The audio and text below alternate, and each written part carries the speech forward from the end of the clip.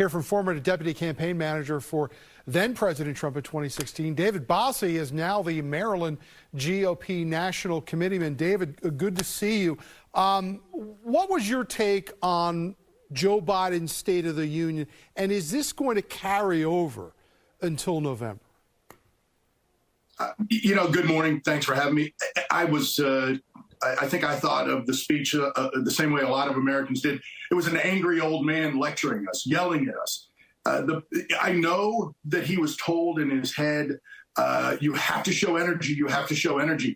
But the anger, the divisiveness, and the speed in which he read the speech, unfortunately for him and what his goals were, I think it undid him a little bit, number one. Number two is just flip the script a little bit. If Donald Trump had given that same divisive, angry speech, the mainstream media, instead of applauding Joe Biden like they are, they would be attacking Donald Trump for wanting to be, a dictator. This is the biased media for you, and so I don't think. Look, one speech is not going to make or break Joe Biden. He has got a lot of problems.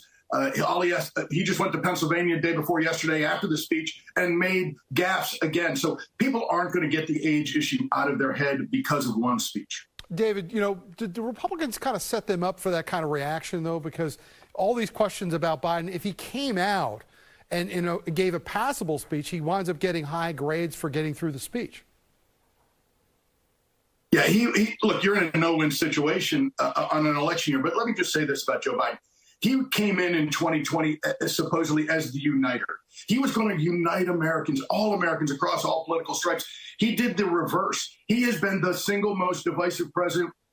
And he, by the way, the single worst president in American history. You look at the chaos, the American carnage that is going on at kitchen tables and in businesses and on our southern border.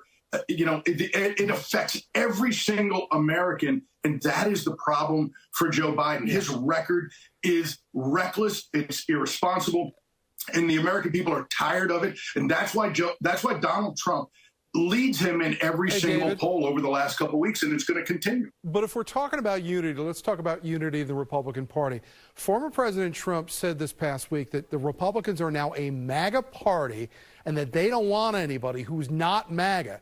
How does that help unite Republicans if Nikki Haley's supporters are still out there and Joe Biden is reaching out a hand saying, come to us? It's a great question, Tom. So, look, in 2000, in 2008, 2012, the conservative movement was told to get in line behind Bush, McCain, Romney, and they did.